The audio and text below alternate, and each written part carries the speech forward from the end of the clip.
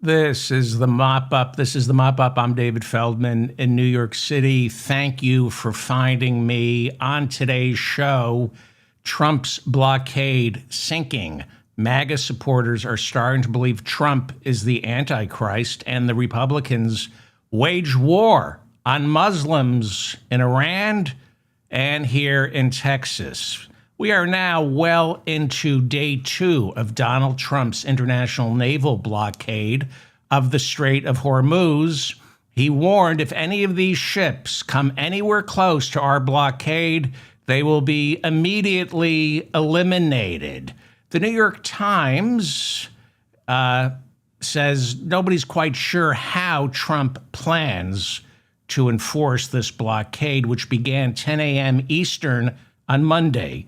The Pentagon keeping a lid on the story. So all we really know is what the Pentagon, Iran, and nearby Persian Gulf states are reporting, which is really not a lot. The Pentagon says no shots have been fired as U.S. destroyers patrol the area outside the Strait of Hormuz, which would be the Gulf of Oman and the Arabian Sea. There are reports that one Chinese ship trying to enter Hormuz got turned away by American Navy ships.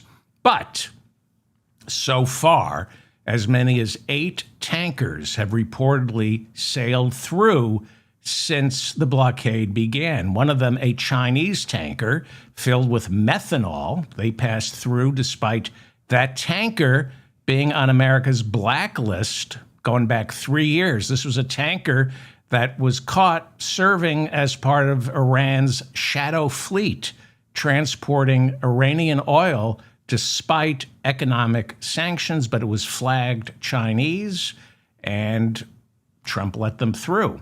There are reportedly 4 other tankers the United States officially blacklisted, and yet they sailed through Trump's blockade. Again, we don't know exactly how our Navy is enforcing this blockade, if they're enforcing it at all. China made it clear on Monday it would not obey the American blockade and instead would honor its trade agreements with Iran.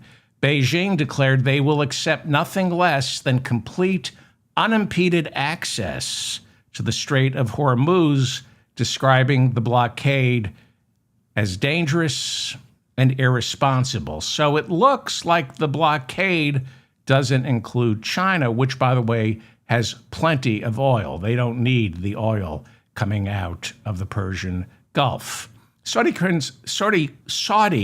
Crown Prince MBS, who has spent the past 4 weeks urging Trump to send ground troops into Iran to take Hormuz and seize Karg Island, MBS is now reportedly asking Trump to end the blockade. Why?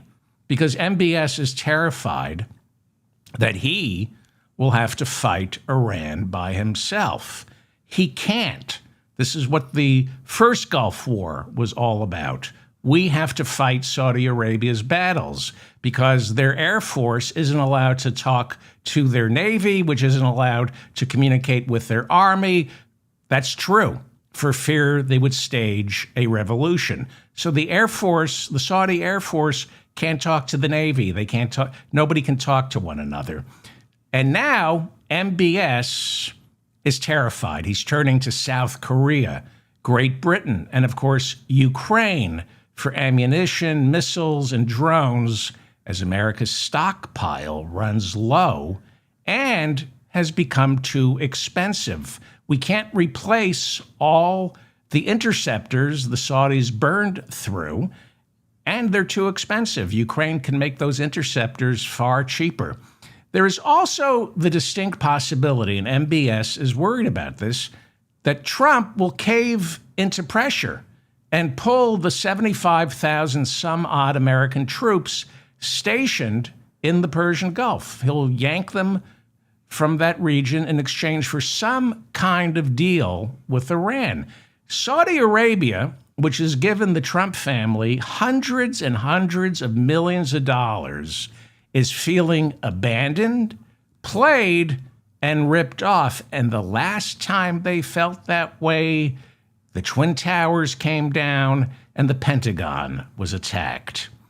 What is Saudi Arabia especially terrified of? Well, if you've been listening to this show, I've been telling you about the Bab el-Mandab Strait, the world's economic kill switch right there below the Red Sea. It's the gateway to the Suez Canal.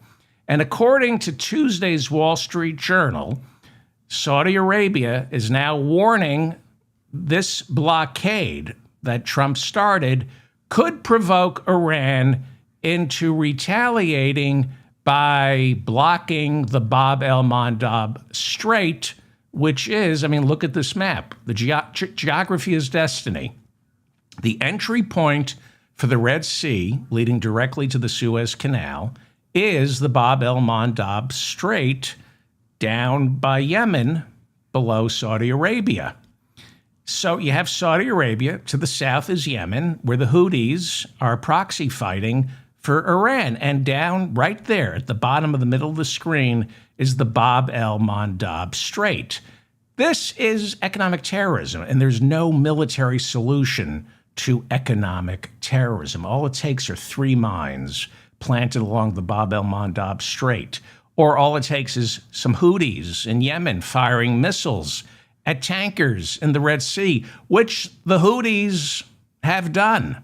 That's why Trump bombed them in March of 2025. All they need to do is say they've planted landmines, and Lloyd's of London will refuse to insure any of the tankers passing through the Suez Canal. And the pilots of those tankers will be too afraid to make the crossing. We are looking at mankind unplugged, and most industrialized nations don't know how to perform an acoustic set. I'll have more on the blockade of Hormuz later on. David Barnea is Israel's top spy. He runs Mossad.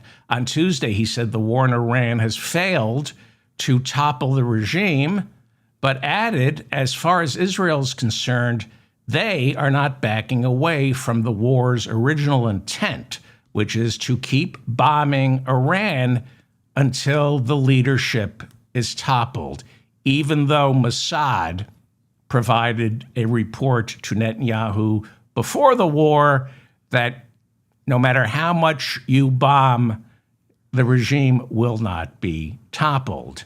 Iran has made it clear Hormuz will not open until Israel agrees to stop its war in Lebanon. Secretary of State Marco Rubio hosted the first face-to-face diplomatic talks between Israel and Lebanon since 1983. First time they talked was on Tuesday. The meeting took place inside the State Department. Rubio served as mediator, along with our ambassador to Lebanon, Mikhail Issa, and our ambassador to the UN, Mike Waltz. Yekayel Leader, Israel's ambassador to the United States, and Nada Hamada Muad, Lebanon's ambassador to the United States, also sat at the table. This was like Saturday's big meeting in Islamabad. Nobody with the authority to do anything was negotiating, especially since not in attendance were representatives from Hezbollah, which opposes these talks. Hezbollah is the second army inside Lebanon, the army that the Lebanese government wants to dismantle. It is the army Israel is at war with. Israel is not at war with Lebanon or the Lebanese army. It's at war with Hezbollah. So these negotiations mean nothing. If you want to stop the fighting, you have to talk to Hezbollah. Until Lebanon's army can control Hezbollah, which they can't, peace talks that don't include Hezbollah bear zero fruit. Like everything Marco Rubio, Donald Trump try to accomplish, these peace talks, garbage. Fighting in Lebanon between Israel and Hezbollah continued while those BS talks took place in Washington. Israel reported that they've taken out more than 100 key Hezbollah fighters over the past several days. I mean, they keep killing Hezbollah fighters and the Hezbollah leadership. I think if you kill 6, 7, 12, 20 billion more Hezbollah fighters, you will win this war. They've been winning this war against Hezbollah. Remember when the pagers were going off and they killed Hassan Nasrallah, the founder of Hezbollah? They've been winning this war forever.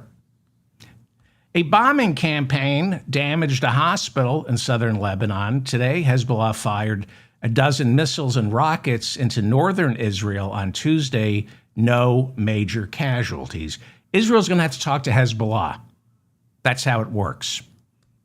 Or you can just have a forever war, and you got these right-wing extremists in the Netanyahu government who want to take southern Lebanon. See that? South of the Litani River? They want to make that part of greater Israel along with the Golan Heights in Syria, the West Bank, and Gaza. Since fighting resumed in Lebanon, that would be on February 28th, more than 2,100 Lebanese civilians have reportedly died, including more than 165 children. More than 1.2 million civilians have been displaced in Lebanon from their homes in the past 6 weeks. Tens of thousands of homes have reportedly been destroyed since February 28th in Lebanon. In Israel, 2 civilians have reportedly been killed by Hezbollah rockets, along with 12 soldiers. I'll have more on Hormuz and the fighting later on in the show. We have 2 scandal-plagued members of the House announcing on Monday they would be quitting Congress. California House Democrat Eric Swalwell, under investigation by the Manhattan DA, accused of raping a staffer 2 years ago inside a New York City hotel room. Eric Swalwell announced he was ending his campaign for governor of California and would resign from Congress, and those rape allegations are just the tip of the iceberg. On the other side of the aisle, Texas House Republican Tony Gonzalez said he would retire after it was revealed months ago he carried on an affair with a married staffer who later committed suicide. There are texts that are highly inappropriate. So Gonzalez, Republican, Texas, represents Uvalde. He was in a runoff primary, but decided in mid-March not to seek re-election. And on Monday, he announced he would give up his seat now, not wait until January 3rd, 2027. When the new Congress is sworn in, he's leaving now. Speaker Mike Johnson's Republican caucus holds a 3-seat majority, with Swalwell, a Democrat, and Gonzalez, a Republican, heading for the exits. They cancel each other out. There are 2 other troubled members of the House. One is a Republican, one is a Democrat. They cancel each other out. We don't know if they're going to be forced out. The question is, right now, with Swalwell and Gonzalez, is who gets replaced first? Because whoever can get in there can make a difference. Because even though the Democrats have a 3-seat deficit on any given day when they hold a vote, Mike Johnson can really only spare 1 or 2 Republicans. According to California law, once Swalwell officially leaves Congress, Gavin Newsom, the governor of California, has 2 weeks to call a special election. And that election must be scheduled in the next 4 to 4.5 months. So what are we talking about? September? In Texas, according to state law, Governor Greg Abbott would have to call a special election on November 3rd, which is Election Day, meaning there would be a race to fill Gonzalez's seat only for the lame duck session of Congress. That's Congress that meets between Election Day 2026 and before January 3rd, when the new Congress is sworn in. That's the lame duck session. So there would be one election to fill Gonzalez's seat for the lame duck session of Congress, and then another race to fill the seat for the new Congress that gets sworn in on January 3rd, 2027. So it would be two races for the same district on Election Day. That's the law. Unlikely that that's going to happen. The more likely scenario is Greg Abbott, the governor of Texas, will invoke his executive authority to bypass regular rules and call an emergency special election sometime before November 3rd. Or maybe it's an unlikely scenario. I don't know. It's Texas. It's Texas.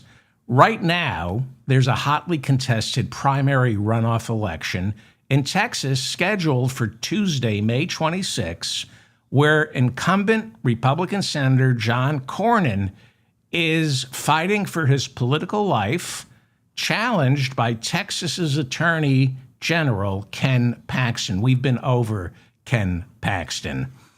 So that also means, because Ken Paxton, the Attorney General, is running for the Republican nomination for Senate, that means there's going to be a Republican primary to fill Ken Paxton's job as state attorney general. And Congressman Chip Roy, who hates Washington, announced he's quitting Congress at the end of this term and he's running for the nomination on May 26 for state attorney general of Texas. So this is interesting. Heading into May's Republican runoff election in Texas, you have the incumbent, John Cornyn. You have the state attorney general, Ken Paxton, challenging him for the Republican nomination. And then down ballot, you have Congressman Chip Roy running to win the nomination to fill Ken Paxton's seat as state attorney general. And all three of these loathsome doves, these three odious Texas Republicans, have a serious problem. I was being ironic. They're not doves. They have a serious problem. Republican politics, as you know, is getting people to vote their hate and their bigotry and their racism and their misogyny and their homophobia, their hate. But running against immigrants doesn't play well this year in Texas, especially since border crossings are at an all-time low, and Trump doesn't get credit for that. Joe Biden does. But it's seasonal, has nothing to do with enforcement. I've been over that. Anyway, they don't have a problem at the border anymore, so you can't run on hating immigrants of color. So, and I'm not making this up, there has been a conscious effort inside the Republican Party to come up with someone else to hate, and they have settled on Muslims. You know, Tommy Tuberville is running for governor of Alabama. He's running, on hatred of Muslims. This is the new Laken Riley. When Republican political consultants in Texas talk to reporters, they make no bones about this. They're very open. CNN has a story about this.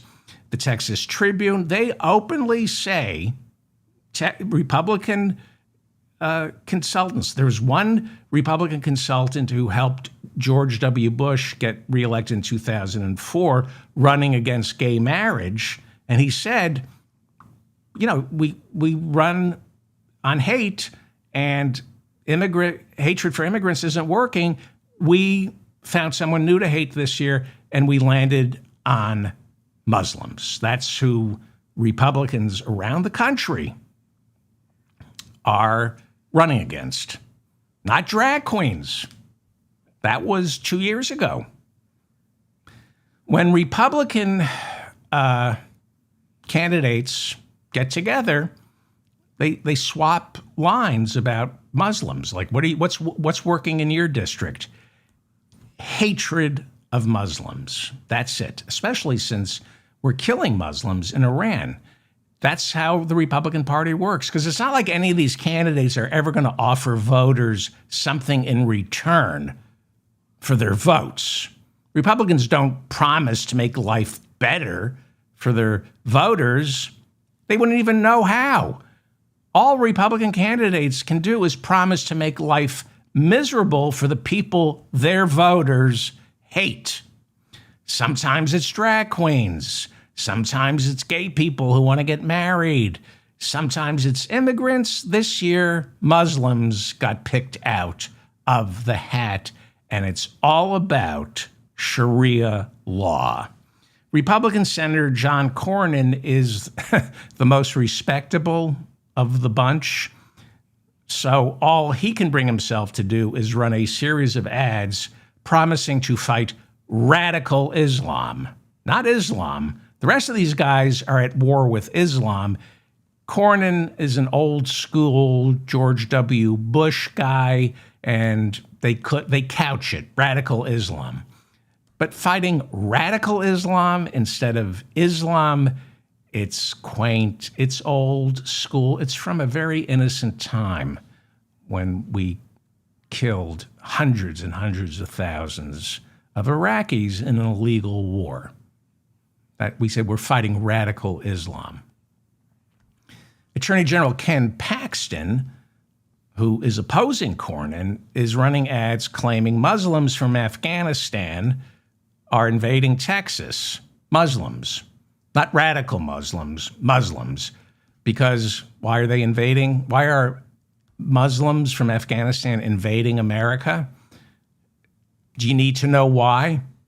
If you're a Republican voter in Texas, when you hear Muslims from Afghanistan invading America, that's done. You know, I don't need to hear anymore. I'm voting for Paxton.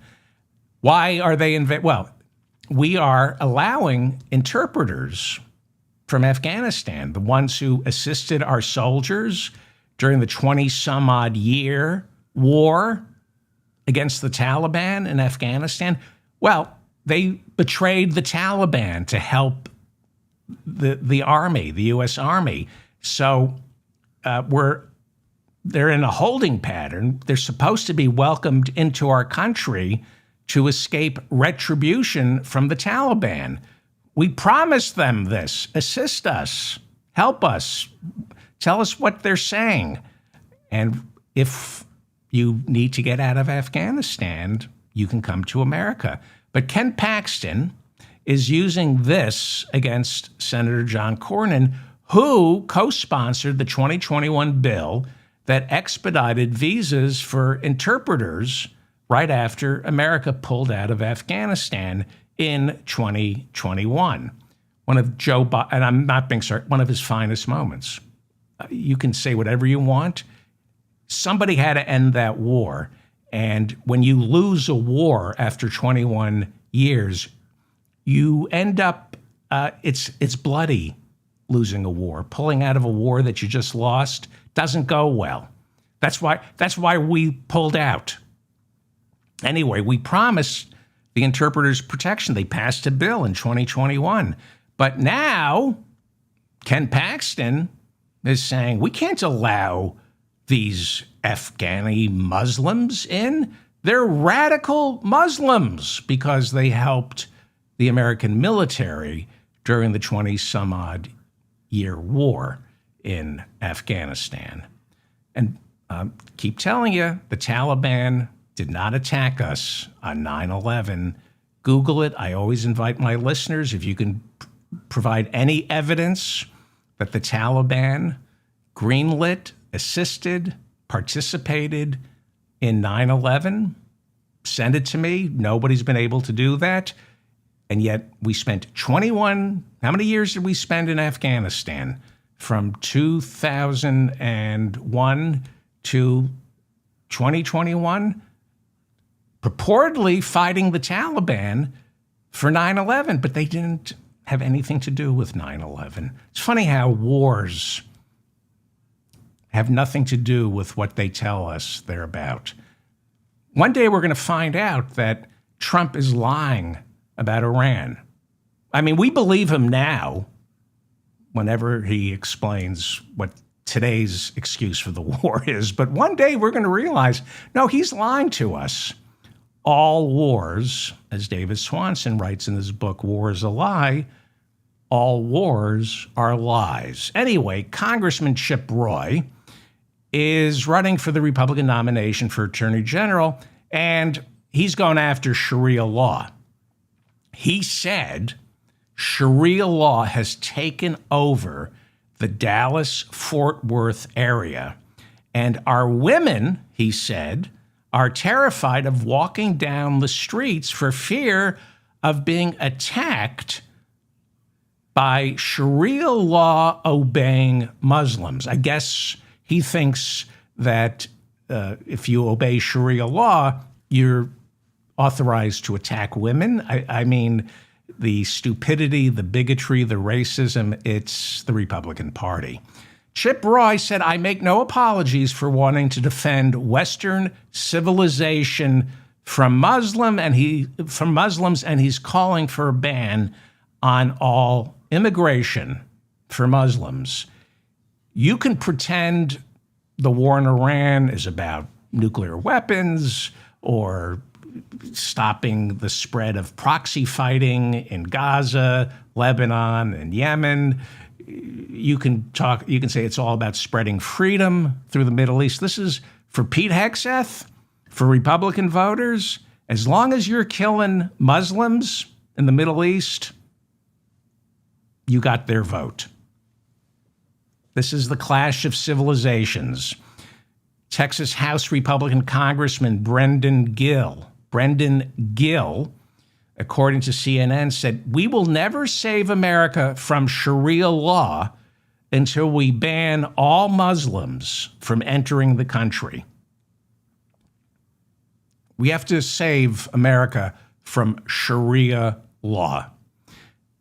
There are about 30% of the people in this country who you could convince to be terrified of, I don't know, anything. In the lead up to this Texas runoff primary, all the candidates are fixating on a 402-acre parcel of land in North Texas where a planned community for Muslims called Epic City is being constructed. Epic City would be located in the Dallas-Fort Worth metropolitan area where Chip Roy says it's not safe for our women. It's being overrun by Sharia law. And they're planning to build 1,000 homes, a mosque, a K through 12 religious school. It would include retail place and a senior living center. Epic City for people who are Muslim. Well, Republicans are trying to block Epic City, falsely claiming Epic City will be completely controlled by Sharia law, and they sued, calling Epic City discriminatory because it's only for Muslims. Even the Bondi Department of Justice ended its investigation into Epic City last June, claiming they could find no evidence of religious persecution. And, we know how opposed Republicans are to discrimination. But down in Texas, they're still fighting Epic City. They're insisting by building a community only for Muslims, they're discriminating against Christians.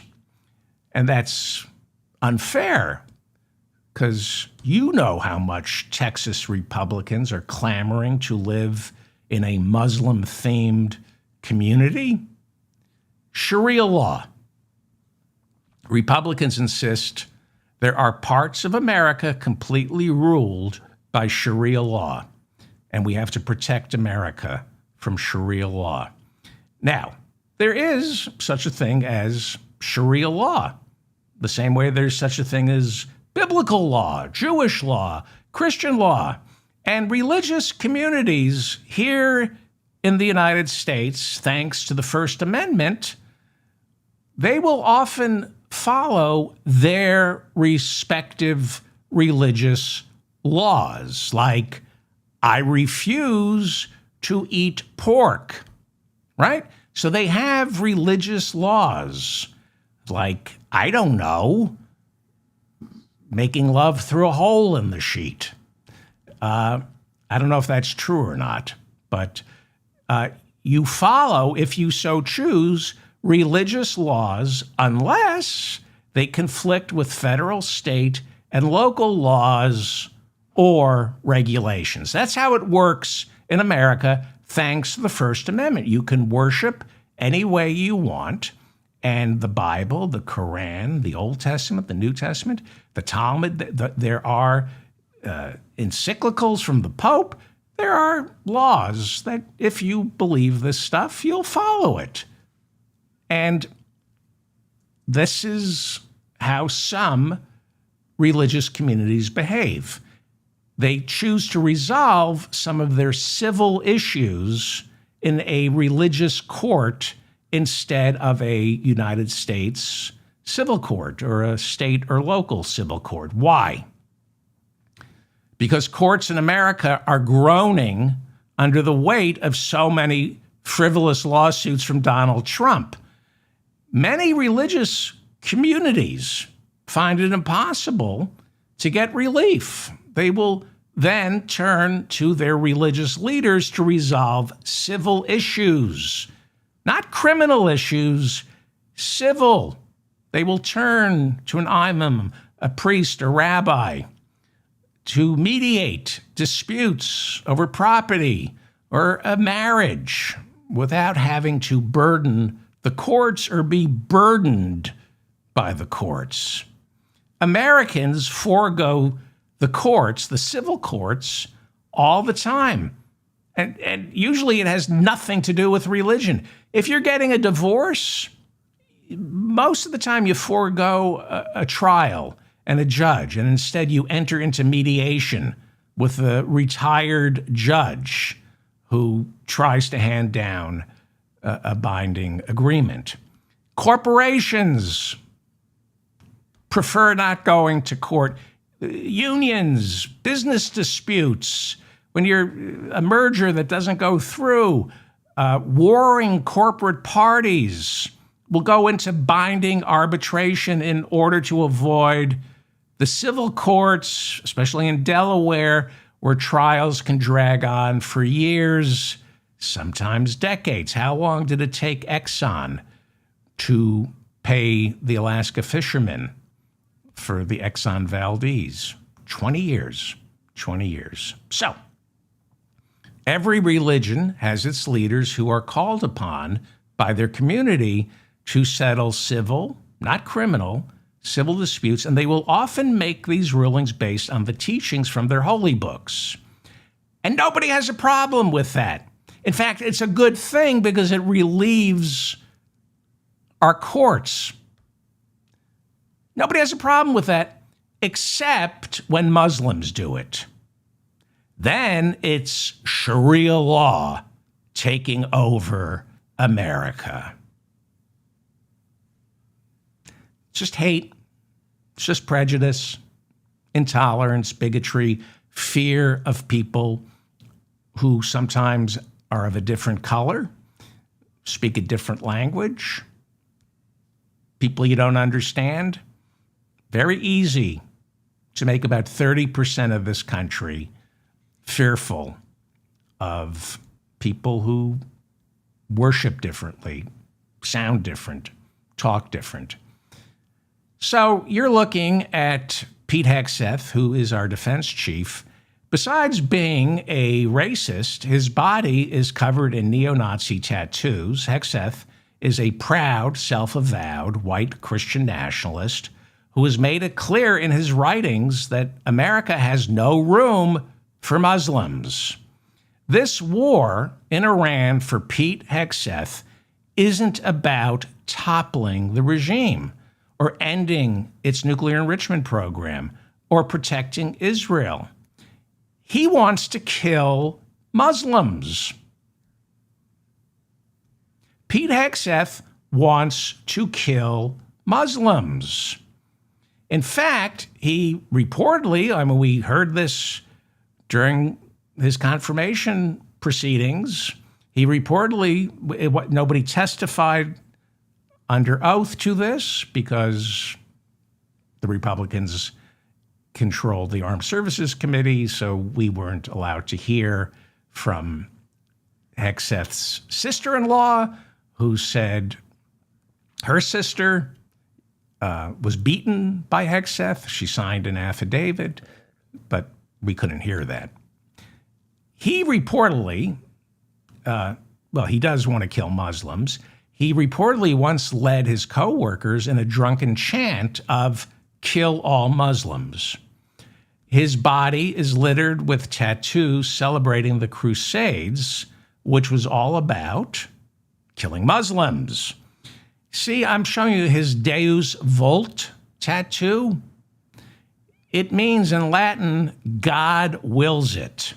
And it was the rallying cry of the Crusaders. It's what they chanted as they marched into the Holy Land to exterminate Muslims. Deus Vult. He picked that one up from neo-Nazis in Europe. Deus Vult, who want to send Muslims packing, want to kick Muslims out of Europe and reclaim it for white Christians. I mention Hegseth because we're talking about Sharia law. Now, 95% of Texas Republicans in a new poll say they would support banning Sharia law. 95%. They can't tell you what Sharia law is or what the First Amendment is. You cannot ban Sharia law. Cannot be banned. There is no such thing as a Sharia law firm or a Sharia courtroom that deals with criminal cases. But doesn't matter. Bigotry is bigotry. Fascism is fascism. Pete Hegseth insists Islam and Sharia law incompatible with American law. But not only does he believe that about Sharia law and American law, he also believes American law is incompatible with Christian law. Yes. Yeah. That's why he moved his family. That's why Pete Hegseth moved his family to Nashville, Tennessee, to live in a community that is essentially an epic city for Christians. So they're trying to build epic city for Muslims in the Dallas-Fort Worth area. Can't have that. But Pete Hegseth has moved to an epic city for Christians in Nashville, Tennessee. Instead of mosques, they have churches and religious schools that give Hegseth's children what is called a classical Christian education. They call it CCE to make it sound smarter than it actually is. CCE, a classical Christian education. Hegseth's religious leader is Pastor Pottinger. That's him conducting a religious service at the Pentagon earlier this year in violation of the First Amendment. Pastor Pottinger runs the Pilgrim Hill Reformed Fellowship down in Nashville, Tennessee. That's where Pete Hegseth lives and worships. And they follow, Pete Hegseth and Pastor Pottinger follow the teachings of self-described Christian national pastor, the 72-year-old Doug Wilson. That's Doug Wilson leading another service at the Pentagon. This was, I think, 2 months ago. That's Pete Hegseth violating the First Amendment, holding a prayer service at the Pentagon with Pastor Doug Wilson, who has been trying to create a theocracy separate from the United States in his hometown of Moscow, Idaho, which, in case you forgot, is a haven for neo-Nazis. This is your Sharia law, but it's for Christians, so it's perfectly okay, especially when we're dropping 13,000 bombs in 5 weeks on Muslims and destroying about 120,000 civilian infrastructure, 120,000 buildings, civilian buildings in Iran in 5 weeks. Pastor Doug, that's him on the left, and Pete Hegseth, who worships Pastor Doug more than he worships Jesus Christ. I mean, Pastor Doug is a Christian who thinks Jesus isn't sufficiently Christian. Pastor Doug and Pete Hegseth believe America just isn't a Christian nation. They believe that our Constitution, our laws, our government should be subservient to the teachings of Jesus. And they don't believe in democracy. They don't. They don't believe all people are created equal. Pastor Doug has said this. The Guardian has written extensively on this. Pastor Doug believes there are leaders and there are those who need to be led. And Pastor Doug and Pete Hegseth and Pastor Pottinger, they believe there are those who lead and those who are to be led. And they believe the leaders, the only real leaders, not readers, certainly not readers, leaders, the only leaders can be found among the elders in Pastor Doug's church. And they don't believe women should be allowed to vote. Remember, Pete Hegseth got into trouble when he said women should not serve in the military, in combat. They're not equipped to fight. They believe women should not be allowed to vote, and that children should be spanked painfully. In other words, beat your kids. Beat your kids.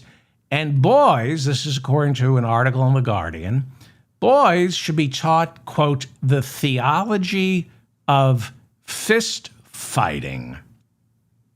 Right. That's what turn the other cheek means. The theology of fist. Where in the New Testament is Jesus preaching the theology of fist fighting? The classical Christian education that Pastor Doug has come up with the curriculum for.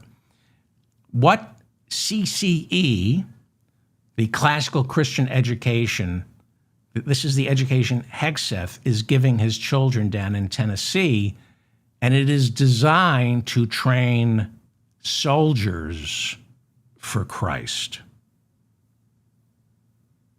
And what they do to Muslims in Iran and Iraq and in Yemen and in Gaza, they do to Muslims here in America and anybody else who is not a straight white Christian douchebag. Unless you're a straight white male Christian douchebag, what they're doing to the Iranians, they will do to you here in the United States. It's why, after the 100-year wars in Europe and Protestants fighting Catholics and Jews being expelled and the Crusades, after living or reading about that, our founding fathers, the number one amendment to the Constitution is take your religious beliefs and shove them where the sun don't shine because that's where they came from. They were deists. They didn't believe organized religion had any place in the public square. But why would you expect Pete Hegseth to read the Constitution when he clearly hasn't read the New Testament? We are dealing with very dangerous, stupid, psychotic, delusional people with guns and rifles, and now they have the keys to our military. Now they have the keys to our military, and you got to listen to the Pope, and you got to call your member of Congress. That's what Pope Leo said. You got to listen to your Pope and call Congress and say, we are not sending soldiers into Iran because Donald Trump can't admit he made a mistake and Pete Hegseth wants to kill Muslims. Call your member of Congress. So, I was talking about Sharia law. This is the big issue in Texas right now. Sharia, we got to, what is it? 90% of these Texans want to outlaw, Republicans in Texas want to outlaw Sharia law. They don't even know what Sharia law is. So, Epic City for Muslims, they're trying to ban that. Hegseth lives in an Epic City for Christians down in Tennessee. He's down in Tennessee inside the Pilgrim Hill Reformed Fellowship community led by Pastor Pottinger. That's him on the left. He's a disciple of Doug Wilson, Pastor Doug from Moscow, Idaho, home to neo-Nazis. Pastor Doug wants to create a theology. He's their kind of like their pope.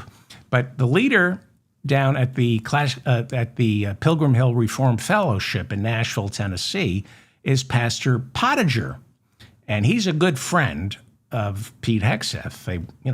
Hegseth invited him to hold a prayer service at the Pentagon this year.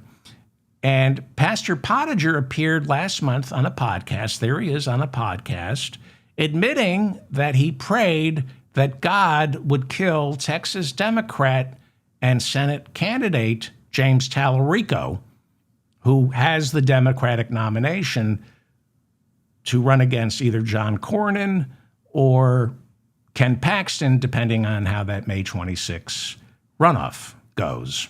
And you got Pastor Pottinger, Pete Hegseth's guy, said, I prayed that God would kill the Texas Democratic nominee for Senate, James Tallarico. Who would Jesus pray to ask his Father to kill? These are men of Christ.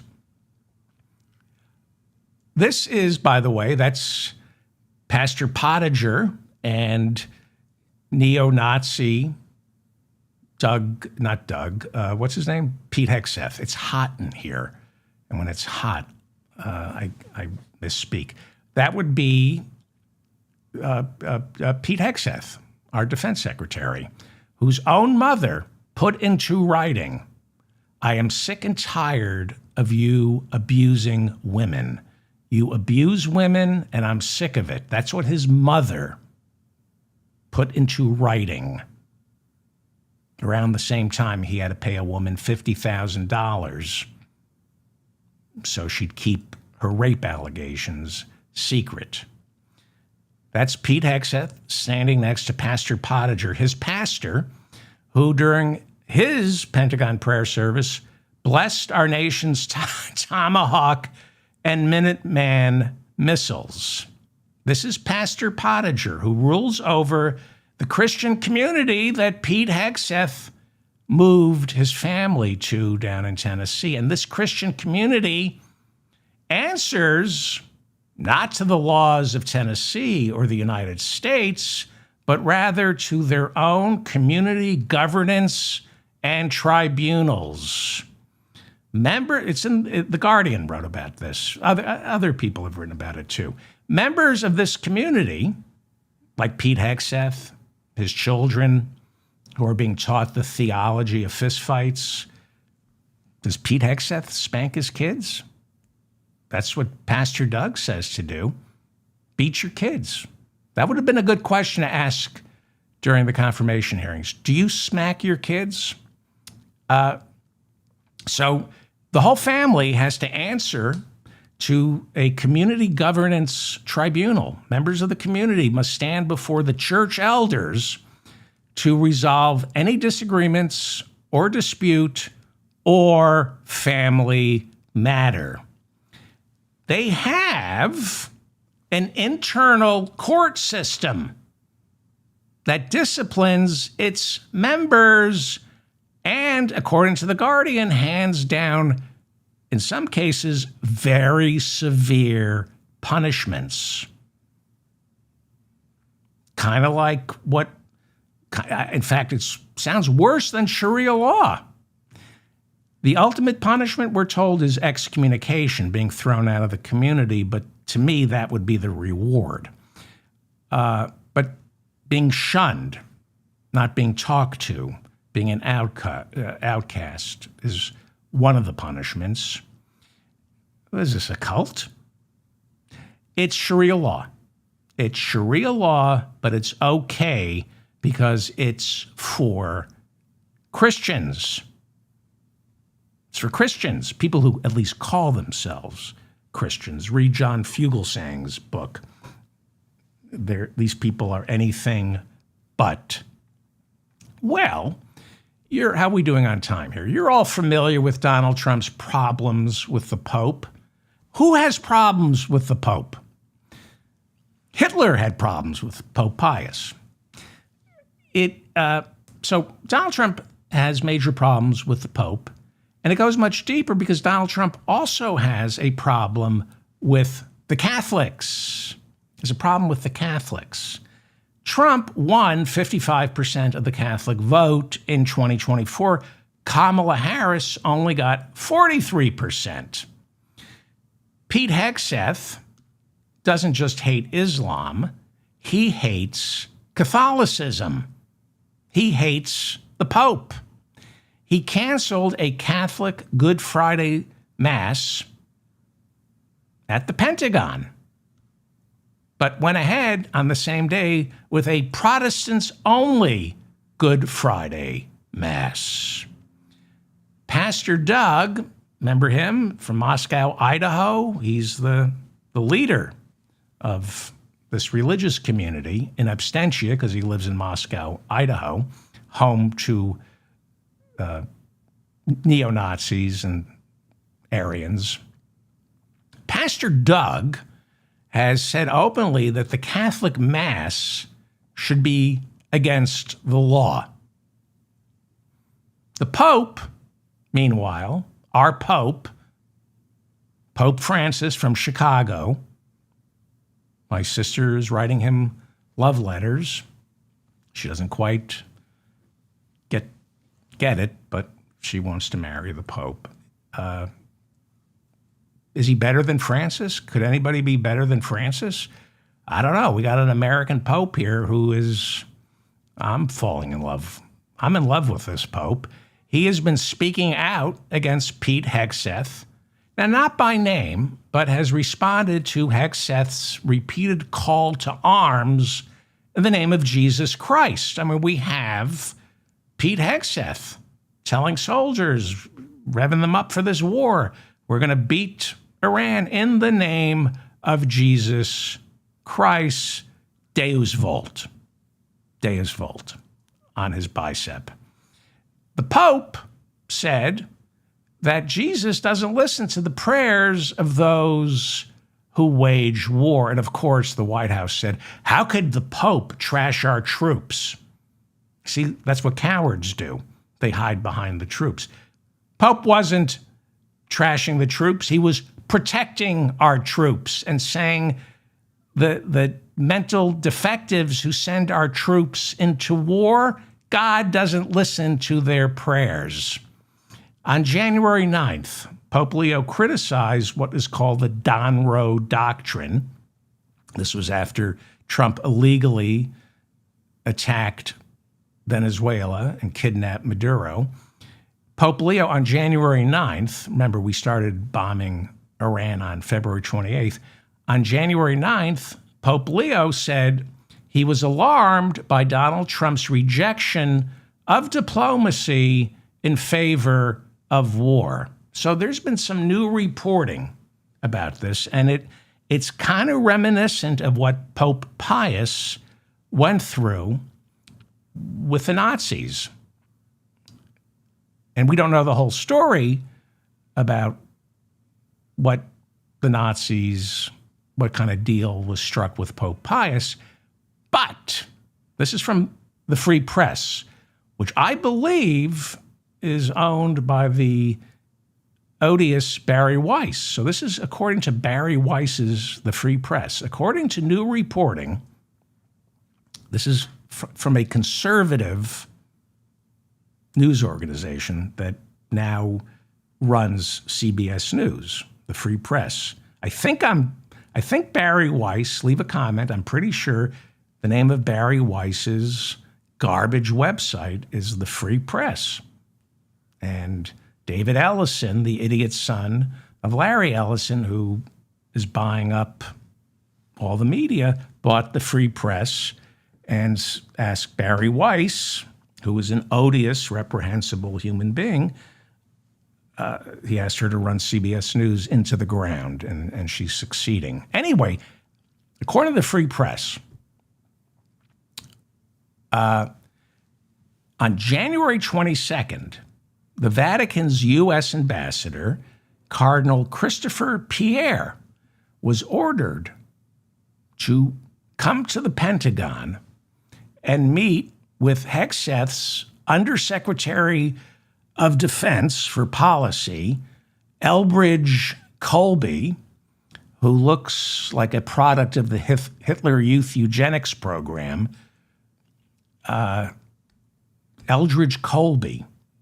And according to the Free Press, Hegseth's Undersecretary of Defense for Policy, Elbridge Colby, who, as I said, looks like a product of Hitler's Youth Eugenics Program. Eldridge Colby, did I mention he looks like he's a product of Hitler's Youth Eugenics Program? Reportedly yelled at Cardinal Christopher Pierre and then began issuing not-so-veiled threats to the Pope, about the Pope and the Vatican. According to the Free Press, Pete Hegseth's Undersecretary of Defense for Policy, Elbridge Colby, who looks like a product of the Hitler Youth Eugenics Program, according to the Free Press, Eldridge Colby said, quote, "The United States has the military power to do whatever it wants in the world, and the Catholic Church had better take our side." That's what he said. The United States has the military power to do whatever it wants in the world, and the Catholic Church had better take its side. And then Colby allegedly reminded the cardinal of the Avignon papacy when, during the late Middle Ages, the King of France invaded the Vatican, and for the next 68 years, the Catholic Church was under the rule of 7 consecutive French popes who ran the church not from the Vatican, but through Avignon, France. So he's saying, this is what, according to the Free Press, Hegseth's Undersecretary of Defense for Policy, Elbridge Colby, who looks like a product of the Hitler Youth Eugenics Program. He looks like a boy from Brazil. He said, we can do to the Vatican what the French did during the late Middle Ages. And we'll end up with an Avignon papacy. I mean, it really smells like the visits that the Nazis made to talk to Pope Pius. Well, this is why our Pope canceled his plan to visit the United States, where he's from. He's from Chicago. It's why Italy's far-right Prime Minister, Giorgia Meloni, is demanding Trump apologize to the Pope for calling the Pope a loser. I mean, it's pretty, I mean, if this were, yeah, I mean, it is pretty funny to call the Pope a loser. Not only that, he accused the Pope of being weak on crime. Like I said, Trump won the Catholic vote in 2024, and he says, I'm not happy with the Pope. And he said that Pope Leo has to get his act together as Pope. Get your act together as Pope. He instructed Pope Leo to use common sense, because that's how Pope Leo got elected Pope, as the common sense candidate. That's how he ran. He ran on affordability and common sense solutions. Not the common prayer, just common sense solutions. Again, he called the Pope weak on crime. Well, the Pope, he did get elected. He did get elected Pope, running as the law and order pontiff. He promised to be the law. So, he urged Pope Leo to focus on being a great Pope and not a politician. You know, the Pope is a politician. You have to get elected by the College of Cardinals.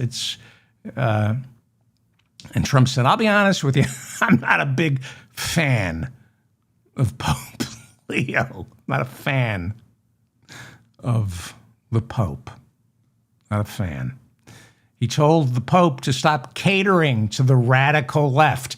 And there is the root of the problem for this Republican Party. They call themselves the Party of Christ, unable to reconcile the inconvenient truth that Jesus was a commie pinko bastard.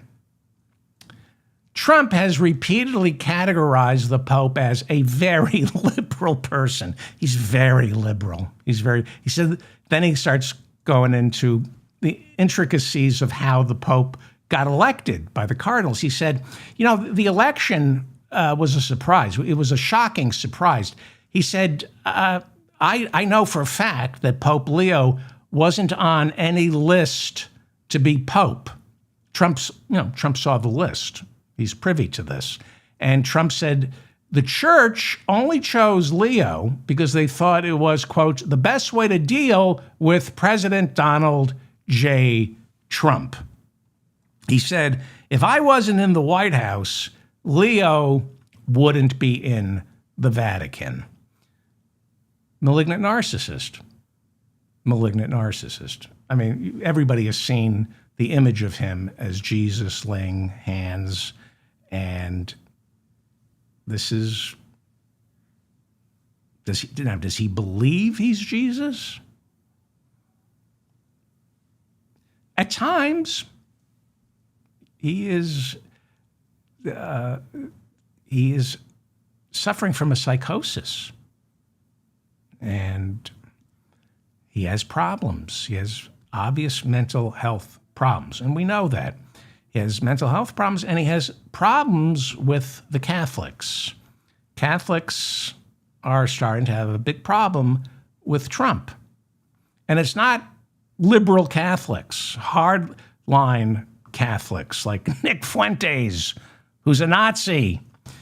And then you have MAGA Protestants who were offended by that AI image of Donald Trump being Jesus, laying hands on the sick. Tucker Carlson, Marjorie Taylor Greene, Nick Fuentes, big supporters of Trump. And by the way, if he runs again, and he will, all these people who say they have a problem with Trump will be back in the fold. This is the dance. They say, I've had it with Trump. Remember Lindsey Graham after January 6th? I've had it with him. They come back. But now they are calling Donald Trump what he is, the Antichrist. And not the same way you or I might describe an ex-husband, an ex-lover. I don't talk to that No, they mean Donald Trump is the Antichrist. That is, since the war, and ever since last Tuesday when he threatened to end Iran's civilization, a lot of MAGA supporters began either accusing Donald Trump of being the Antichrist or wondering if he's the Antichrist. And I have a poll in the chat room here on YouTube. I think we should just go with this. I think this is how you hive off these idiots who voted for him. He's the Antichrist. I think it's a great way to have a blowout for the midterms. They'll stay home. They would never vote for a Democrat, but they'll stay home. Tucker Carlson was off the rails when he was on Fox News, and now he's completely gone off the religious deep end. He says now that he's been visited by demons. I thought this was a prank. I watched this video, and he reenacted a visit from the demons. And I thought, oh, this is like a joke. No, he claims he was attacked while he was sleeping in his bed, and he was wrestling with demons in his bed, kind of like Kristi Noem's husband. Last week, Tucker Carlson said in the lead up to the ultimatum, Tuesday, I'm going to blow you back to the Stone Age. Tucker Carlson said, I think Trump might actually be the Antichrist. Well, he is. He's the Antichrist. Of course he is. Marjorie Taylor Greene called Trump's AI photo depicting himself as Jesus. She said that's more than blasphemy. And she said it proved at the very least he has the Antichrist spirit inside of him.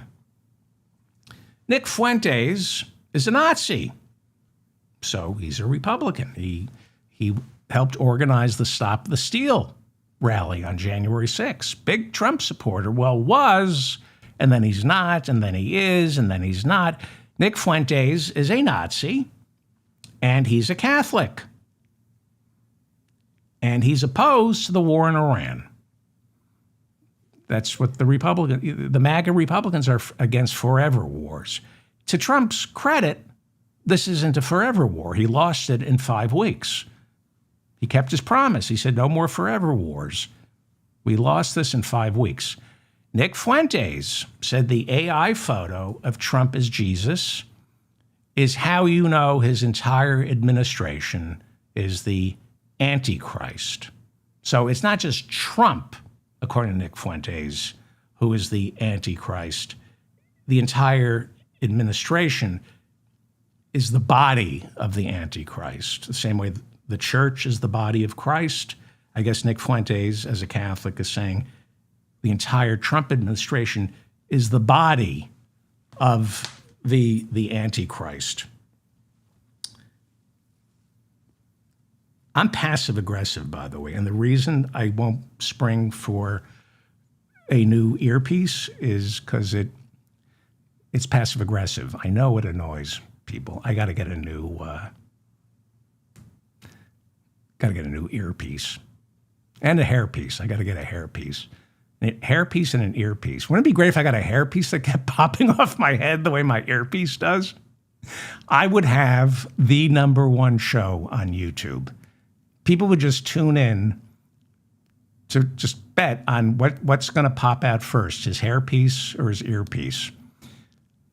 The Antichrist. He is the Antichrist. Donald Trump is the Antichrist. Go with it. What do you think? I have a poll going right now in the chat room. Go with it. This is how we win the midterms. These people believe there's such thing as an Antichrist. Go with it.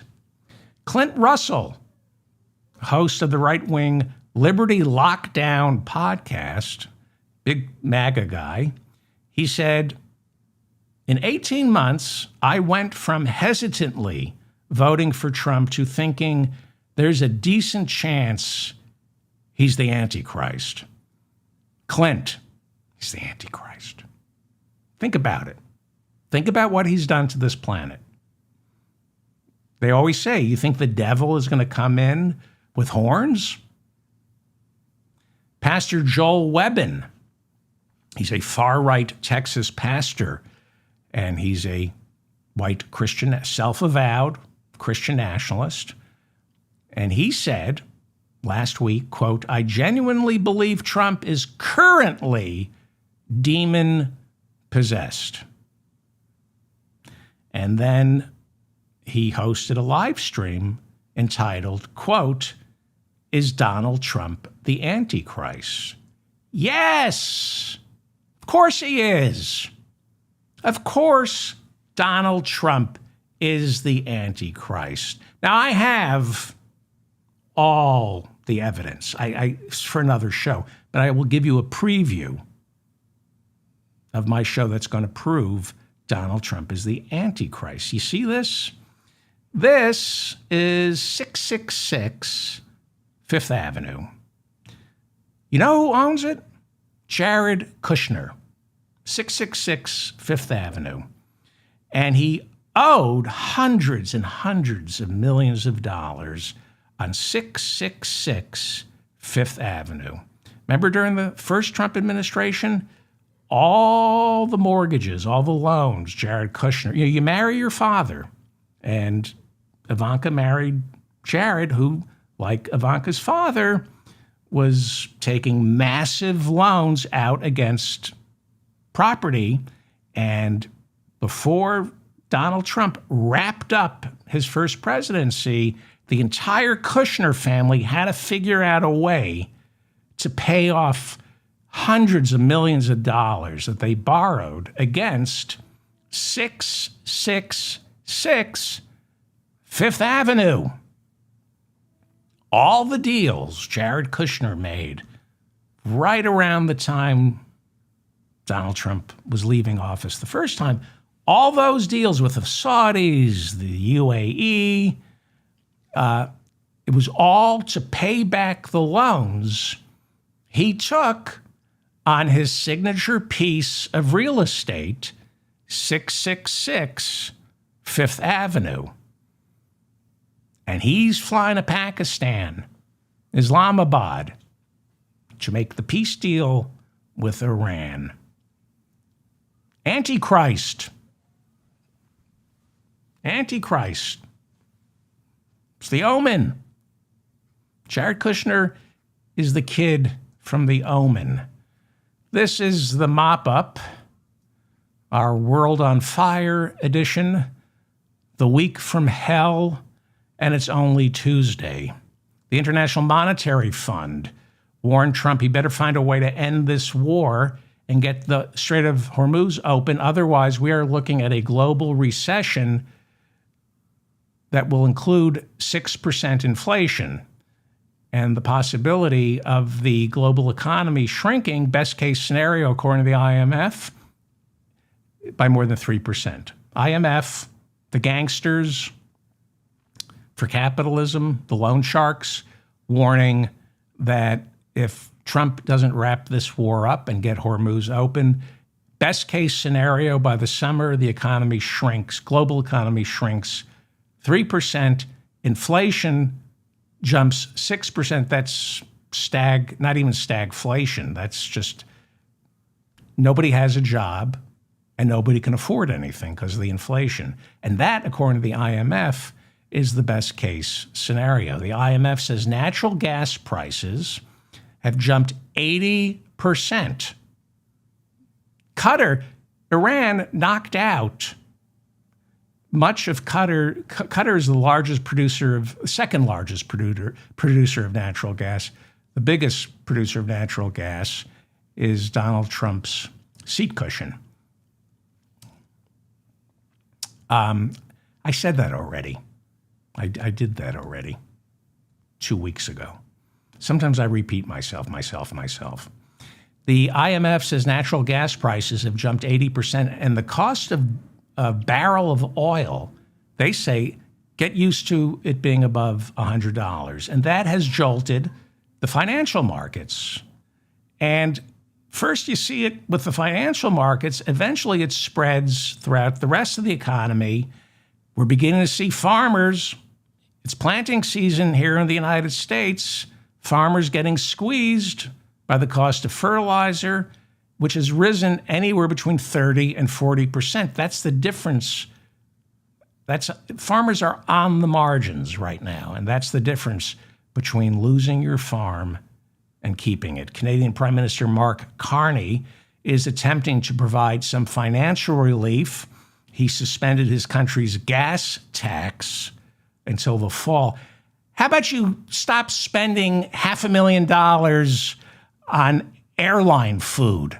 This is the head of the Liberal Party of Canada. We just found out he spent, in a year, took 36 trips and spent more than $500,000 on in-flight catering. Well, it is a chain reaction, what we're about to witness.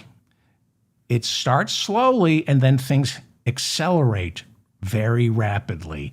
Donald Trump telling the New York Post he imagines a round 2 of talks with Iran will resume in Islamabad, maybe someplace else. We're hearing, well, I'm not going to say where I heard it from, but let's just assume it's Islamabad. And they could start as early as Thursday. The ceasefire is expected to expire about a week from today. There are reports that the United States offered a compromise proposal and made a back-channel offer where Iran would only have to agree to suspend its nuclear enrichment program for 20 years. But on Tuesday, Trump said there is no truth to that. Okay, you're looking at the Persian Gulf, and we're going to look at maps now to understand. Just there it is. There's the Persian Gulf. There's the Red Sea. There's the Strait of Hormuz. There's the Bab el-Mandab Strait. There it is. The cradle and the coffin of civilization. Now, up there you'll see the Persian Gulf, where 20 to 25% of the world's oil comes from. 30% of the world's fertilizer comes from, not to mention a host of other essential ingredients that make up the global economy. Aluminum.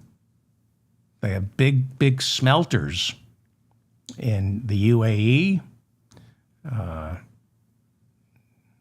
Donald Trump is not a smelter. He's a delter. Is anybody still here? I'm losing my mind. It's so effing hot. Why is it so hot? Because of this effing place, the Persian Gulf. If we could get off their effing oil, it wouldn't be so hot here at the David Feldman estate. So in order for tankers filled with all that stuff to leave or enter the Persian Gulf, they must pass through the Strait of Hormuz. There she is. And it's a narrow corridor essentially controlled by Iran and Oman. From what we know right now, there are 3,200 ships in and around the Strait of Hormuz waiting for permission to leave or enter the Persian Gulf. The Financial Express reports 800 tankers are stuck inside the Persian Gulf. There are 200 tankers waiting to enter. And there are hundreds of empty tankers around the world in a holding pattern with no idea how much longer this crucial sea lane will remain shut. It's what they call a maritime choke point. They're choking off the oxygen supply to heighten the Ayatollah's orgasm. And don't do that. It's dangerous. Autoerotica asphyxiate. That's what, okay. Shouldn't talk about that. So, how did we get to this point? Well, back on June 14th, 1946, Donald Trump passed through Mary Trump's birth canal, also surprisingly referred to as Hormuz, for reasons I can't explain in front of polite company. They called Mary Trump's birth canal Hormuz, different spelling. That would be Donald Trump's mother, Mary. Her birth canal, where Donald Trump flopped out of, was called Hormuz. Anyway, almost 80 years ago, Donald Trump flopped out of Hormuz, and he was raised by two people who convinced him he was a piece of shit and the center of the world. And the center of that world was Jamaica Estates in a borough of New York City called Queens. During this cretin's formative years, all he knew was Jamaica Estates. Never learned geography, never learned to read a map, let alone read. And due to a Fox News-induced mass psychosis, we here in the United States ended up electing the last person on the planet who should be commander-in-chief of our armed forces. That's how we ended up where we are.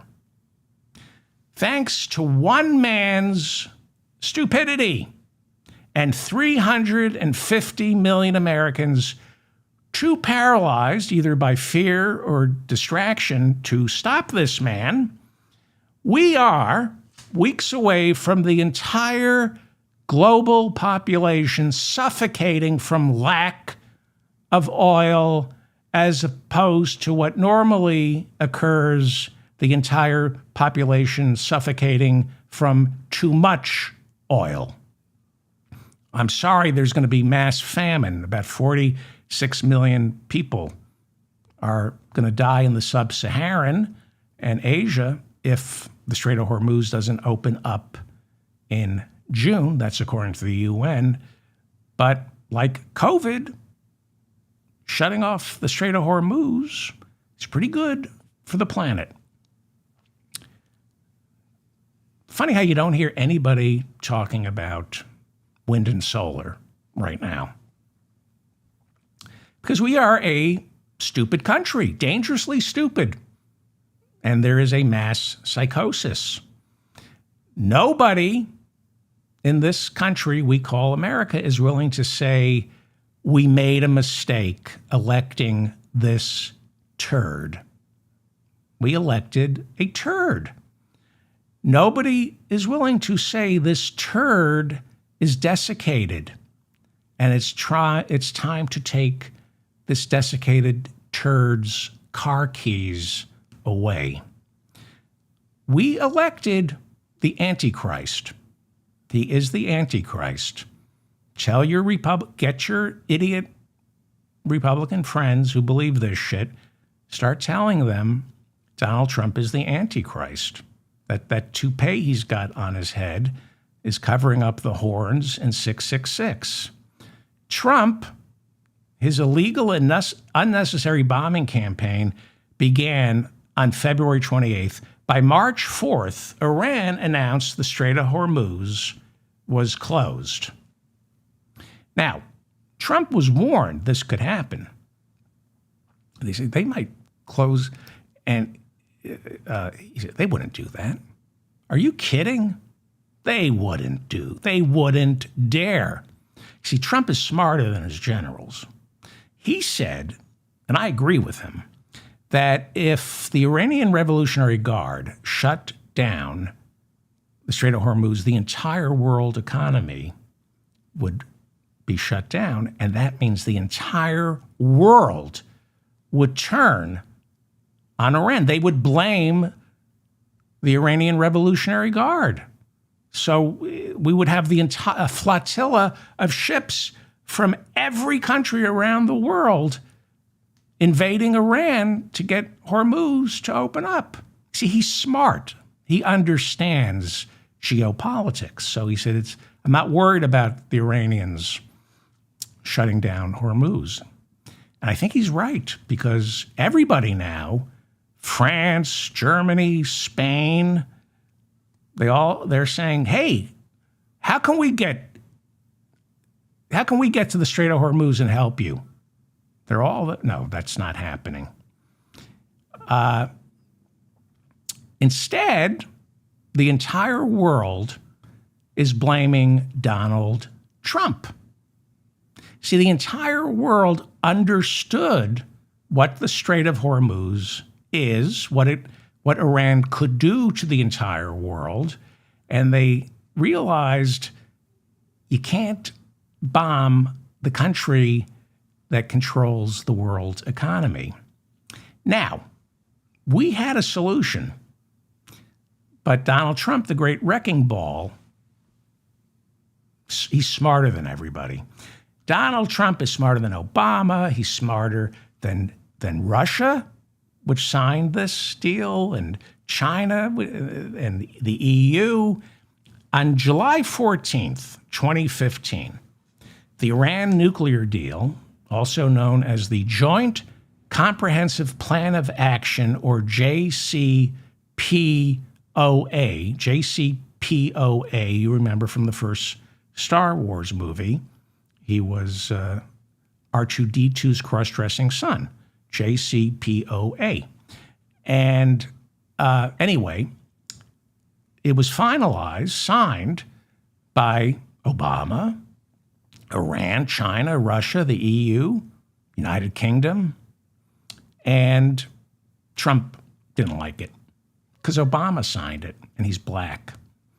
According to our Constitution, all treaties have to be ratified by the Senate.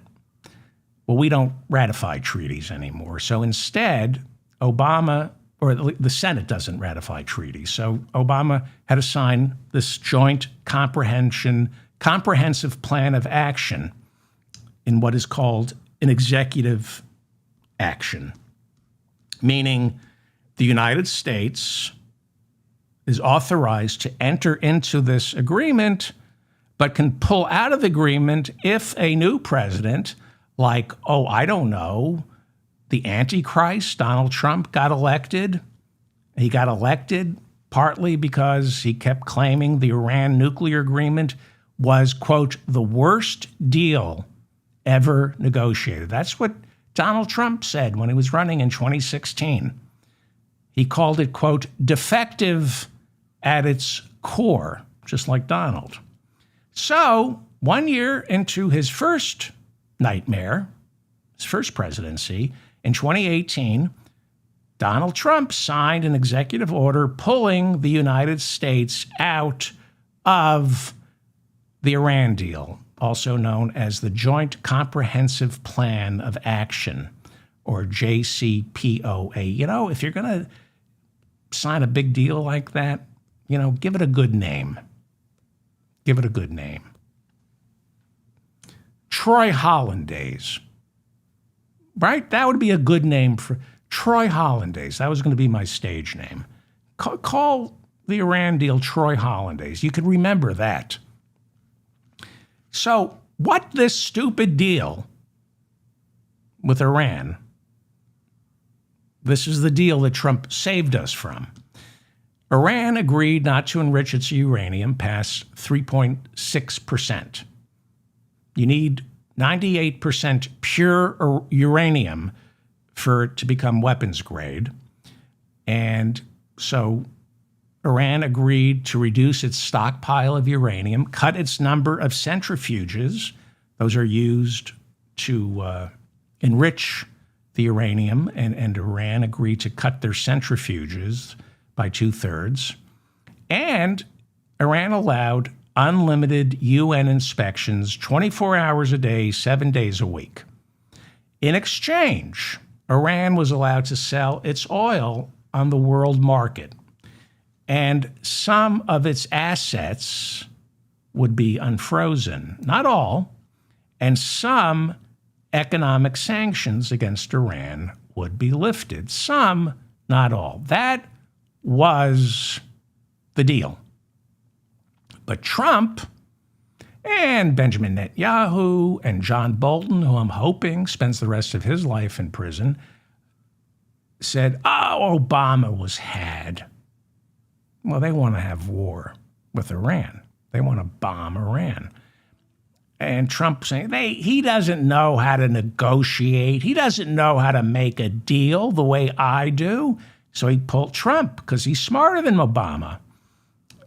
He pulled out of the deal in 2018, and he listened to John Bolton and the neocons and Benjamin Netanyahu. Maximalist pressure. That's the word we keep hearing now. Maximalist pressure. More sanctions. Starve Iran. Starve the people of Iran, forcing them to beg for mercy. And because he's such a genius and knows better than everybody, after he pulled out of the Iran deal, Iran enriched uranium up to 65% and began playing games with UN inspectors. That's how smart Donald Trump is. So by the time Trump returned to office last year, by June of 2025, one of the first things he did was join Benjamin Netanyahu on a bombing spree over Iran to permanently destroy Iran's nuclear weapons program, because we negotiate with bombs. Pete Hegseth said that. I love that. I get the chills when it makes me feel potent. We negotiate with bombs. See, Obama just negotiated, but we're saying no deal. We're just going to bomb you. And he announced in June of last year that we have permanently destroyed Iran's nuclear weapons program. And on February 28th of this year, Donald Trump announced it was time to permanently destroy Iran's nuclear weapons program again. Which really isn't that hard to do, because our intelligence community has stated repeatedly that Iran gave up its nuclear weapons program in 2003. That would be 23 years ago. Tulsi Gabbard is our director of national intelligence, so she oversees the entire suite of intelligence agencies. I think it's about 16 intelligence agencies that we know of that she oversees. And she was forced to testify before Congress after the Iran war broke out. She was asked, you're the director of national intelligence. Did the United States intelligence community conclude that Iran gave up its nuclear weapons program in 2003? Tulsi Gabbard, under oath, said yes. The entire intelligence community agreed that Iran gave up its nuclear weapons program 23 years ago. But then she said the ultimate intelligence assessment as to whether or not Iran has or has not curtailed its ambitions to build a nuclear bomb, that assessment, the final assessment, she said, rests with the President of the United States, who is both a turd and the Antichrist. She testified under oath that the intelligence community can only prepare analysis and draw its own conclusions based on key data points from 14 to 16 intelligence agencies here in the United States, as well as MI6, Mossad. But she said, in the end, it's up to the President of the United States to decide how accurate our conclusions turned out to be. Ask the man who can't read a map to decide whether or not Iran is building a nuclear weapon.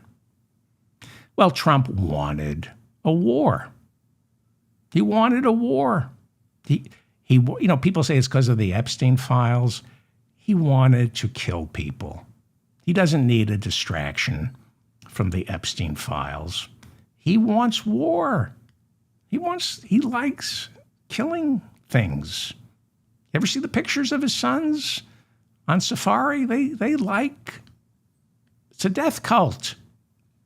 He likes to kill things. And if they're Muslim, well, all of a sudden we're thinking, oh, no, he's against. Look at what he's doing to families here in the United States with ICE. He gets off on that. It's part of his sickness because he's the Antichrist and a turd. He's two in one on average before. Is anybody here? It is so hot. I should wrap it up. All right. How much more of this nonsense do I have? I don't want to talk about, I want to talk about Kristi Noem's husband. I think we have a clip at 8:30 talking about Kristi Noem's husband. I feel bad for him, but it explains everything. I mean, it explains what's wrong with these people. I don't want to talk about the war. I don't want to talk about this. On average, before the war, 140 tankers passed through Hormuz. After March 4th, when Iran closed Hormuz, it slowed to a trickle, with only ships given permission from Iran allowed to pass through. And some of them, we don't know whether or not they've been paying the $2 million toll. And essentially, only Iranian tankers with Iranian oil from Karg Island were allowed to go through the Strait of Hormuz. And it was filled with Iranian oil, which Trump had lifted sanctions on in order to keep the costs of petroleum down. So he's a genius. Iran is producing just as much oil as it produced before the war, and now Iran is selling it for double the profit. It's hard to get the exact number, but roughly 21 tankers have left the Strait of Hormuz since Iran shut it down. Some are Chinese tankers, but there have also been tankers heading to Japan and France. And we are getting reports that Iran struck back-channel deals, not a lot, but they've been Iran has been making deals with some of our closest allies because the Philippines, I think, has another week of gas. Everyone told Trump not to attack Iran. And because everyone warned Trump that there is a very real possibility that Iran would pull the kill switch on our global economy if he was stupid enough to attack Iran, nobody's blaming Iran. Nobody is saying, boy, I can't believe Iran did this. They're blaming Trump because this is what happens when a country's attacked illegally. They'll use whatever power at their disposal. And it turns out Iran didn't need a nuclear weapon. They have something way more potent, the power to close the Strait of Hormuz. Trump launched, it's more powerful than Trump's bombs. His bombs can't solve this problem. He launched an illegal war of aggression, no provocation, no act of self-defense. By all domestic and international law, his war is illegal and tragic. But the second Iran closes Hormuz, our Secretary of State, Marco Rubio, plays the victim, calling the closing not just illegal, but immoral. That's what Marco Rubio said. He called the closing of the Strait of Hormuz immoral. In other words, the United States, in his mind, can launch an illegal and immoral war, ask the Pope about the morality of all this. And according to Marco Rubio, the entire world is supposed to get on board when Iran tries to defend itself by closing Hormuz, which is, according to Rubio, illegal and immoral, and the whole world should get with America. The leader of China, Xi Jinping, on Tuesday, accused the United States of obeying the law of the jungle. And this is, I couldn't have said it any better. This is China's leader, Xi Jinping. Quote, maintaining the authority of international rule of law means not using it when it suits us and abandoning it when it doesn't. Let me repeat this. Maintaining the authority of international rule of law means not using it when it suits us and abandoning it when it doesn't. For example, the United States is not a signatory to the International Criminal Court. Why? Because all our presidents, all of them, and our secretaries of state and our defense chiefs, they would all be arrested if we were signatories to the International Criminal Court. So we refuse to recognize the International Criminal Court's jurisdiction. And I remember when Russia invaded Ukraine, which was a war crime. Russia also not a signatory to the International Criminal Court.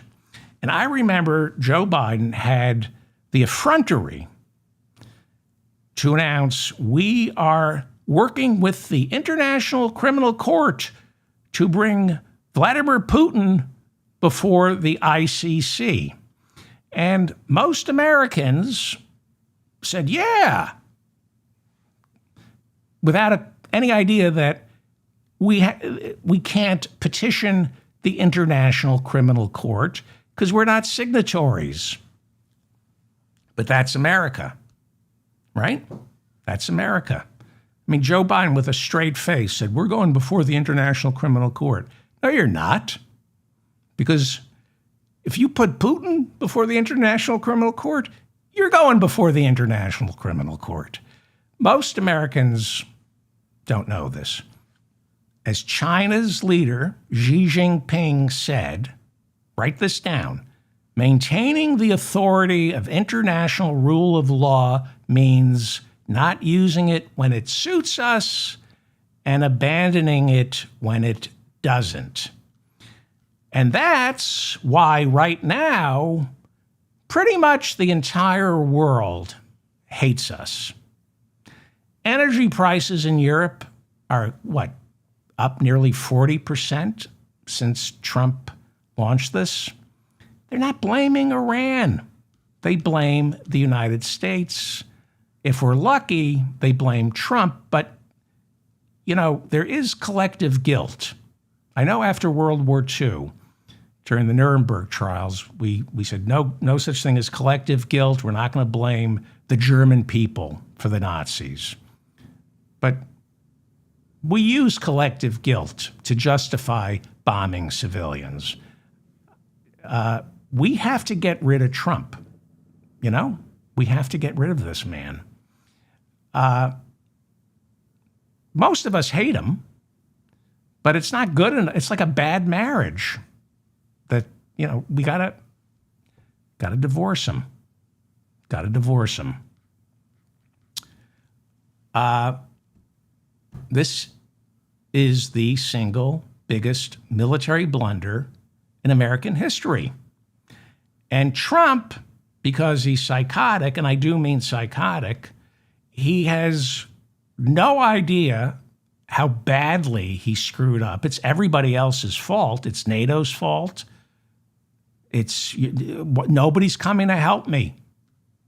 He desperately, however, has to figure out how to get oil flowing through the strait. He's screaming at his generals. Why didn't you tell me this? I'm sorry, Mr. President. We only told you this 1,000 times. So now he's spinning it. He says, this is what he said on Tuesday, we wiped out Iran, totally defeated them. He said this is what he said, the only thing Iran has going for them is their ability to shut down Hormuz. That's what he said. He said, except for their ability to shut down the Strait of Hormuz, they have completely lost. Well, first off, they didn't lose. And saying they lost except for Hormuz is like Donald Trump saying, I am worth $5 billion as long as you don't count the $10 billion I stole from the Russian mafia that they want back that I don't have. Except for the $10 billion I owe the Russian mafia who are coming for me once I'm no longer commander-in-chief. Except for those $10 billion, I'm worth $5 billion. There is no good solution to the mess that Donald Trump, Pete Hegseth, and Benjamin Netanyahu created. None. So, on Tuesday, he declared Iran, this is a 2-year-old, not even. Iran doesn't get to close the Strait of Hormuz. I get to close it. I'm in charge here. I'm closing Hormuz. Iran didn't close Hormuz. I did. We're doing a blockade. And that's going to prevent a global economic meltdown. How? That's going to make the world love us because you're the one preventing oil from getting sold on the world market, not Iran. In order to reopen Hormuz, he explained on Monday, we have to completely seal it shut. And I'm bringing in U.S. ships to make certain not a single tanker filled with all that stuff the world needs to feed and fuel the global economy. I'm going to make sure none of it leaves the Persian Gulf. Back during the Vietnam War, they called this burning the village in order to save it. And a lot of Americans said, yeah, that makes perfect sense. Yeah. Our GIs were ordered to set on fire tiny South Vietnamese hamlets believed to be overrun by the Viet Cong. And our generals would then tell reporters, we're burning this village down in order to save it from the enemy. And you had people in the country, in our country, saying, well, that is very smart. That is very smart. And that's essentially what Donald Trump is threatening, trying to do with his naval blockade. No ship can pass through. Any ship that paid Iran a toll in order to pass through the strait will be forced, he says, to turn around. That means the cost of oil spikes, the global economy collapses, 45 million people starve to death in the sub-Saharan and Asia, and the world hates the United States even more than it already does, which I think is impossible. I don't think we could be hated any more than we already are, thanks to Donald Trump and Pete Hegseth. So United Central Command, that's CENTCOM, it's the division inside our Pentagon that controls this, what they call a global theater of war in the Middle East. And CENTCOM, from what we are hearing, has sent a fleet of naval destroyers into the immediate region in and around the Strait of Hormuz. But the exact number is classified because it's embarrassing. So these are missile-guided attack ships. They're supposed to perform two key tasks. One, supposedly, is stop any fully loaded tanker from heading out or in to the Persian Gulf. And two, sweep the Strait of Hormuz, searching for sea mines planted by the Iranian Revolutionary Guard. Now, I'll get to the mine sweeping in a second, but I want you to think about the first task, which is supposedly to interdict any fully loaded tanker on its way in or out of the Persian Gulf through the Strait of Hormuz. This naval blockade has supposedly been going on for about 30 hours. There are reports 4 Iranian tankers went through the Strait of Hormuz and are off to Asia to deliver Iranian oil. That's in the past 30 hours. Nobody is quite sure why and how 4 Iranian tankers were allowed by our Navy to get past the blockade, especially since we're at war, supposedly, with Iran. Now, there are 2 explanations for that. One, the tankers are heading to China, and China's defense minister has made it clear in no uncertain terms that the United States cannot stop any tankers heading for China. So there is the possibility that the United States Navy didn't want to engage with China. And then the second explanation is these 4 tankers did something called spoofing, where tankers alter their transponders, the signals from their transponders, making it next to impossible, perhaps, for the U.S. Navy to locate them. So this is 30 hours. We have 4 Iranian-flagged ships passing through Trump's alleged blockade. Our enemy was allowed to pass through the blockade. We are seeing reports that another 4 ships, not belonging to Iran, have also passed through the strait. Things changed, but before the show started, the verifiable total was 8 tankers piercing Trump's naval blockade during the first 30 hours.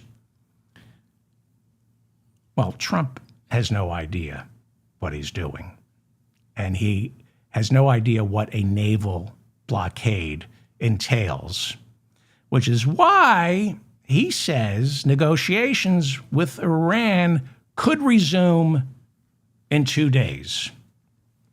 Okay, let's talk about the mines that have been planted, supposedly, by the Iranian Revolutionary Guard in the Strait of Hormuz. Now, all you have to say is we planted mines without even planting them, and Lloyd's of London won't insure any of the tankers. So just the idea of sea mines shuts down the Strait of Hormuz. No pilot, no tanker would dare pass through the strait if they fear the slightest possibility of hitting a mine. And again, Lloyd's of London won't insure. So our Navy supposedly is going through the Strait of Hormuz. That's what we're told by Trump. I don't know if that's true. We're being told our Navy is looking for mines in the Strait of Hormuz, and we're being told Iran is not firing on our naval destroyers, despite the fact that they're going back and forth through the strait. Nobody knows if that's true. From what we are being told by Donald Trump, who's an inveterate liar, U.S. destroyers are passing through the strait. They told us 2 Navy-guided missile destroyers, the USS Frank E. Peterson and the USS Michael Murphy, are searching the Strait of Hormuz for mines. And we've dumped unmanned American submersibles into the Strait of Hormuz that are actively looking for mines. And it's being done without Iran firing on us. But Iran claims they succeeded in scaring our naval ships out of Hormuz, and that they ended up retreating to the neighboring Gulf of Oman. Can you see that on the map? Is anybody still here? See, you got your Strait of Hormuz. On the left is the Persian Gulf, and then you got your Gulf of Oman down at the bottom. And Iran is claiming that we retreated into the Gulf of Oman. We were scared out of the Strait of Hormuz by Iran. So we're forced to decipher 2 competing narratives of propaganda. There's what the Pentagon is saying, and there's what Iran is saying. They always say that the first casualty in war is truth. No, it's usually a civilian. It's a couple thousand civilians and soldiers, then it's the truth. Whoever said the first casualty of war is truth never served in our military. So this is what the Pentagon says. They confirmed that U.S. ships communicated with the Iranian Revolutionary Guard. The Iranian Revolutionary Guard ordered the U.S. Navy to leave the Strait of Hormuz, and they said, you have 30 minutes to get out or we're going to attack. That's the Pentagon's version of the story. The Pentagon claims our naval commanders told Iran, nope, we're staying put. That's the Pentagon's version. Iran's state television released footage of our 2 U.S. destroyers in retreat, obeying orders from the Revolutionary Guard and sailing to the Gulf of Oman. They have video that the Pentagon says has been doctored. All right, I'm going to wrap it up. Yeah, I'm going to wrap it up. Well, I don't know. I wanted to talk about landmines because in late March, before the ceasefire, our United States military dropped anti-tank landmines on the outskirts of Shiraz in southern Iran. And I think I have a map. If you give me a second, let me find the map. Is that it? No. There we go. So I want to talk about our use of landmines. You see Fars and Shiraz up on the mountains along the Persian Gulf. Our U.S. military reportedly dropped mines from the air to make sure tanks and trucks, Iranian tanks and trucks, were denied access to underground bunkers inside Missile City, and that would make it supposedly harder for Iranians to roll out their mobile missile launchers. This was initially reported by the website Bellingcat. It was condemned by Human Rights Watch.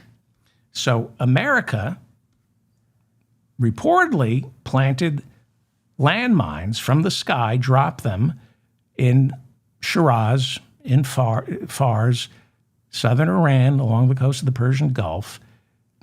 And we did that because we're not signatories to the Ottawa Treaty, also called the Landmine Ban Treaty, signed in 1997 by 80% of the world. It was after Princess Di died, partly to honor her wishes. But the United States and Iran did not sign the landmine ban treaty. To be fair to the United States, that treaty would not ban the types of mines that we were dropping on Iran from the sky. The mines we dropped before the ceasefire are designed to blow up tanks, and the treaty doesn't ban those types of mines.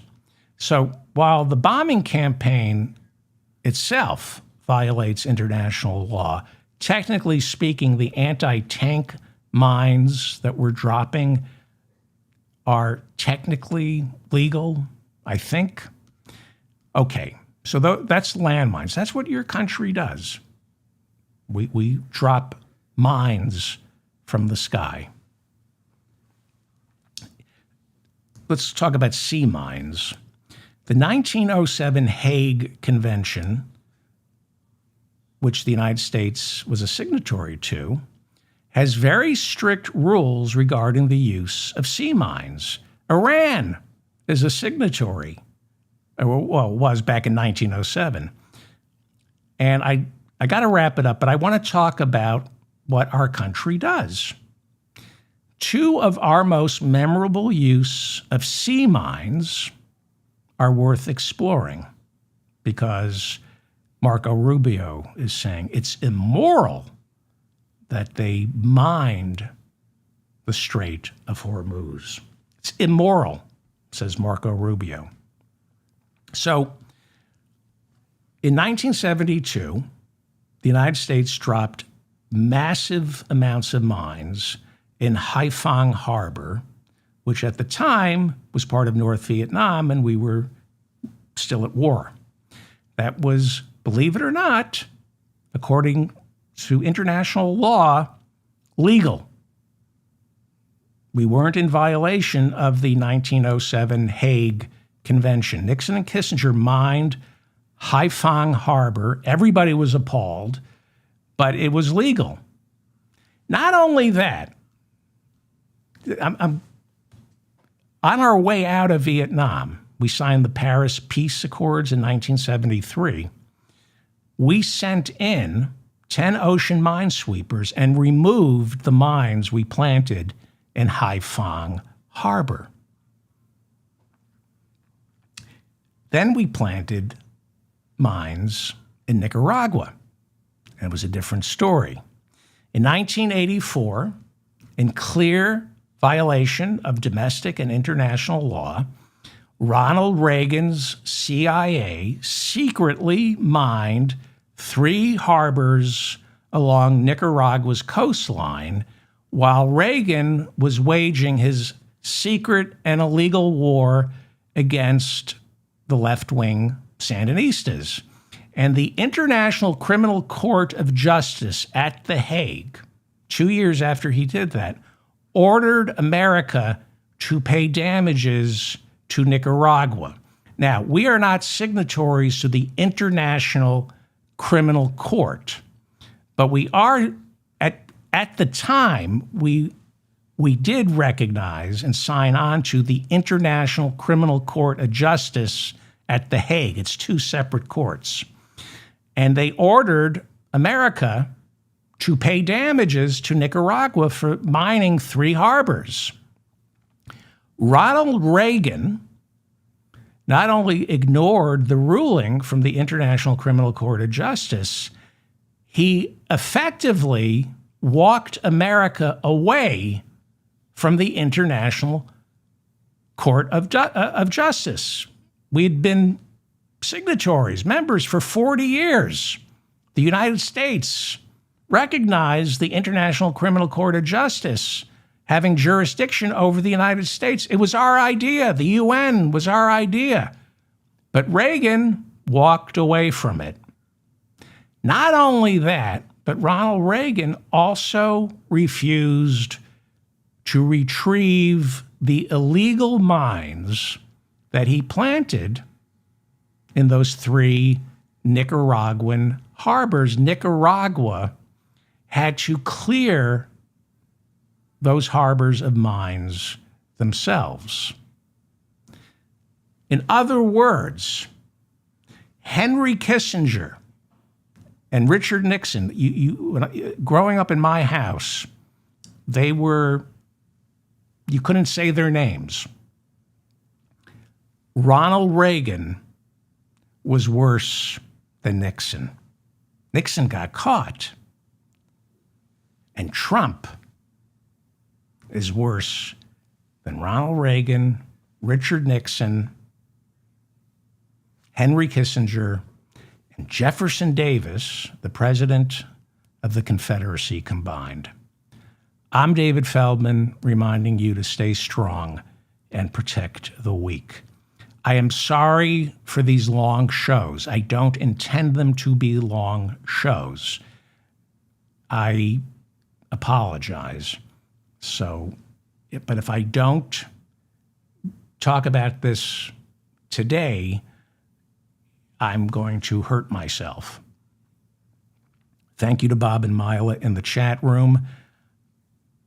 I'm going to do my next show Thursday at 6:05 p.m. Eastern. And then the next show is Sunday at 6:05 p.m. Eastern. I'm going to try to keep this schedule, at least during the war, for as long as possible. Please like this episode so I remain in your feed. Subscribe to this channel, subscribe to my newsletter, hit the notification bell, tell your friends about this show. If I made any mistakes, please correct me in the comments section. I read all your comments. If I got any facts wrong, sometimes I misspeak. Sometimes I just misspeak because it's hot in here and I say the wrong word. And I triple check all my facts. Afghanistan did not attack us on 9/11, but I welcome any evidence that you have to prove otherwise. Everything I tell you is true. It's just painful. Thank you. I will hopefully, if you're still interested, well, even if you're not interested, what else am I going to do? Thursday at 6:05 p.m. Eastern. Thank you. Again, I'm sorry it had to be this way. I'm sorry it was 2 hours.